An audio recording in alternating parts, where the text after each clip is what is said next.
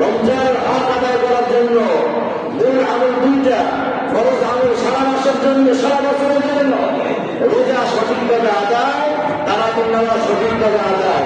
3 নম্বর আমল হলো, খেয়াল করেন,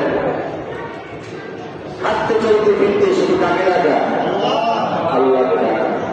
এই আমলটা আরো দেশে আছে। গাড়ির ড্রাইভার ড্রাইভারি করে, গাড়ির মধ্যে কোরআন শরীফ তেলাওয়াত ছেড়া যায়, ড্রাইভারের শুনে যাত্রীরাও, তাহলে আল্লাহ জিকির হলো কি হলো না? গাড়ির মধ্যে মানুষ চিন্তার ছোট কোরআন শরীফ নিয়ে কোরআন শরীফ করতেছে, মোবাইলের মধ্যে কোরআন শরীফ করতে আছে। বেশি দূরে যাওয়া লাগলো না, মক্কায় আপনারা টিভি দেখেন না, দেখে মক্কা মদিনায় এখন জুমার নামাজের সময় মসজিদের মধ্যে কয়জনে আপনার আসর বসে আপনার ভিডিওতে দেখেন, লাইক তো হয়, দেখবেন, দেখবেন কেউ তো ফিটিতেছে, কেউ নামাজ পড়তেছে, না কেউ চুপ করে চলে গেছে, না কেউ কোরআন শরীফ করতেছে। রব্বুল আলামিন জানায় দিচ্ছে, বান্দারে যদি আমাকে খুশি করতে হয় তাহলে রমজান মাসে সারাদিন শুধু আমাকে ডাকতে দাও, আমাকে ডাকতে দাও, লা ইলাহা ইল্লাল্লাহ বল, আন্নাকা আস্তাগফিরুল্লাহ বল, আন্না সাল্লাল্লাহু আলাইহি ওয়াসাল্লাম বল। তোর পুরোটা শোনো, আমি চাই তোর কলবের মধ্যে আমি আল্লাহ ছাড়া আর কেউ যেতে না থাকে। আল্লাহু আকবার। এমনটা পারবো না?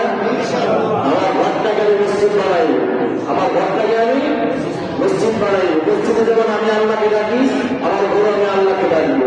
প্রয়োজন ছাড়া কোনো কথা বলবো না। কি লাভ হবে?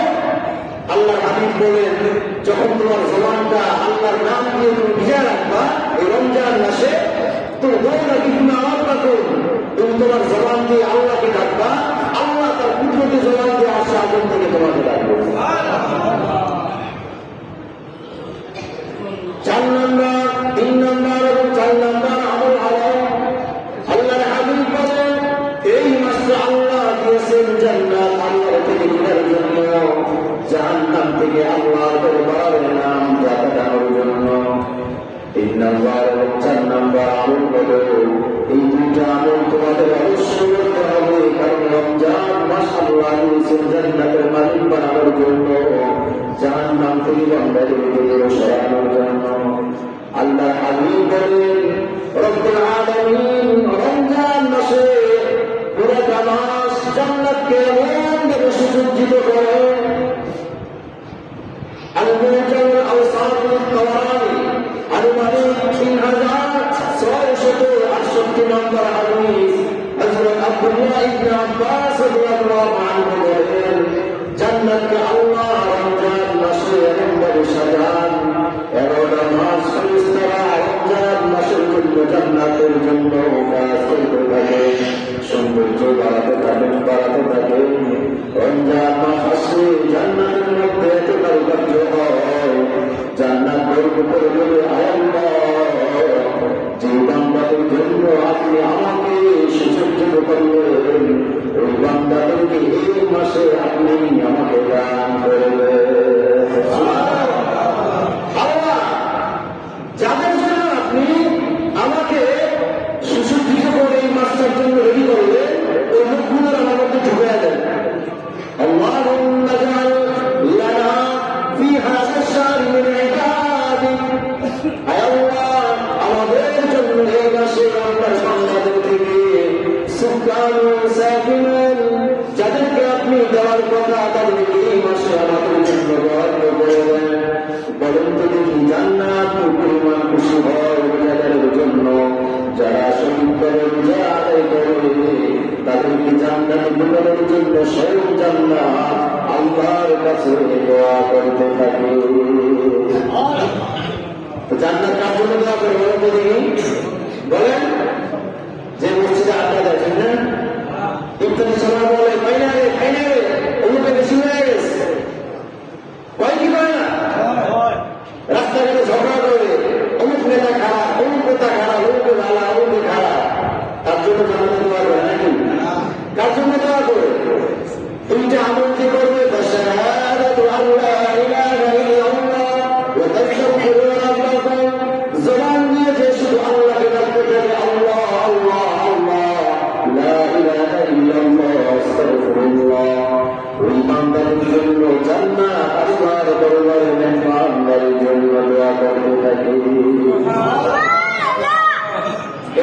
প্রশ্ন করি, রমজান মাসের সম্মান কাদের জন্য? রোজাদারের জন্য। কাদের জন্য? রোজাদার কারা? শুধু না খেয়ে থাকে তারা? যার মাথা থেকে পা পর্যন্ত সবগুলো অঙ্গ রোজা রাখতে পারে সেই কেবল রোজাদার। শুধু না খেয়ে থাকা ইসলাম ধর্মে না, হিন্দু ধর্মে আছে, খ্রিস্টান ধর্মে আছে, বৌদ্ধ ধর্মে আছে। সবচেয়ে বেশি না খাওয়ার আমরা শুধু বৌদ্ধ ধর্ম। ধর্মের অস্তিত্ব হলো না খাওয়া, কম খাওয়া। জানেন না আপনারা? তাহলে আল্লাহকে শুধু না খেয়ে থাকতে চান? আল্লাহ চায় রমজান মাসে আল্লাহর জন্য যাতে সব কাজ করার প্র্যাকটিস হয়, এই প্র্যাকটিস নিয়ে বাড়ি এক মাস বাকি 11টা মাস আল্লাহর জন্য যাতে চলতে সহজ হয়। বুঝছো? জান্নাতটা তো শোনে না। আপনি কি মনে করেন আল্লাহ হাবিব বলতেছে পাক্কা রোজাদারকে যদি কেউ এক কোষ পানি পান করায়, কয় কোষ? এক কোষ। আল্লাহ তাআলা তার জন্য জাহান্নামকে হারাম করে দিবেন, জান্নাত ওয়াজিব করে দিবেন। রাসূল বলতেছে যে ব্যক্তি এক কোষ পানি পান করাবে অথবা এক কোষ দুধ পান করাবে অথবা মান ফাত্তারা আলা তামরাতিন সাইমা, একটা খেজুর দিয়ে রোজাদারের ইফতার করাবে, আল্লাহ হাবিব বলেন তার জন্য আল্লাহ জান্নাত ওয়াজিব, জাহান্নামকে হারাম করে দিবেন। আর যদি কেউ পাক্কা রোজাদারকে পেট করে খাওয়ায়, রাসূল বলতেছে জান্নাতে ঢোকার আগ পর্যন্ত আমার হাউজে কাউসার থেকে তার এমন পানি পান করায় দেব, হাসরের ময়দানে সে থাকবে, সব মানুষ পিপাসায় চিন্তা করে দেবে, নিজের হাত খেয়ে ফেলবে, ওর কোনো পিপাসা থাকবে না, ও এসির বাতাসের মতো হারানো হাসরের ময়দানে বসে থাকবে, আস্তে আস্তে করে জান্নাতে ঢুকে যাবে। যে আল্লাহ রোজাদারদের জন্য এত সম্মান দিচ্ছে, ওই রোজাদার যদি রোজা রাইকা যদি ফালতু কথা বলে আল্লাহ কি খুশি হবে না রাগ হবে? আমাদের অভ্যাস চেঞ্জ করা দরকার। মাথা থেকে পা পর্যন্ত সবগুলো আমরা রোজা রাখবো ইনশাআল্লাহ। আল্লাহ তাআলা কবুল করেন, সবাই বলি আমিন।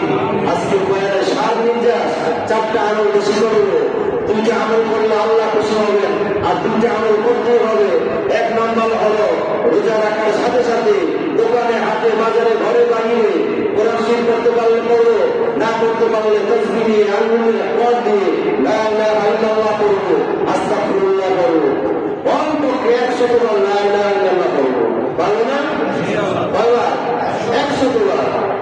100 বার আস্তাগফিরুল্লাহ। কয়বার? 100 বার বলবো। এই আমলটা অবশ্যই করবো। কিভাবে? আল্লাহ খুশি হয়ে যাবে। 3 নম্বর আমল হলো আল্লাহর কাছে শুধু জান্নাত চেয়ে থাকবে। আল্লাহ তুমি না রাইয়াতুল জান্নাতের ওয়াদা করছো, জান্নাত দিয়ে দাও।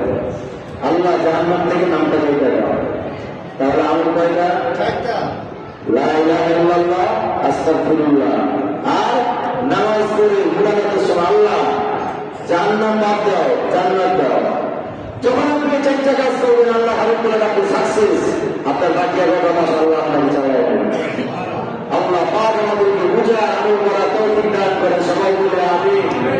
এবার একটু প্রশ্ন করি, মসজিদে আসার পর মসজিদকে বাজার বানাবেন কে? কেউ না? তাহলে মসজিদে আসার পর মসজিদটাকে আল্লাহর ইবাদত খানা বানাবেন কে? মাশাআল্লাহ, আল্লাহ কবুল করে, সবাই বলে আমিন। ওখানে বলতে ছেলে বলবেন না তো? মসজিদে বারিন্দার মধ্যে চিল্লে কথা বলবেন না তো? মসজিদে আসবেন, কাতার বন্দী হয়ে বসে যাবেন, নামাজ পড়বেন, কোরআন শরীফ পড়বেন, না হয় জিকির করবেন, না গুনাহ করবেন, না হয় চুপ করে বসে থাকবেন, কোনো কথা বলবেন। মসজিদ হলো ইবাদতের পরিবেশের জায়গা। ইবাদতের পরিবেশ ঠিক রাখতে পারবো তো ইনশাআল্লাহ। আপনি মসজিদকে যদি মসজিদ বানাইতে পারেন,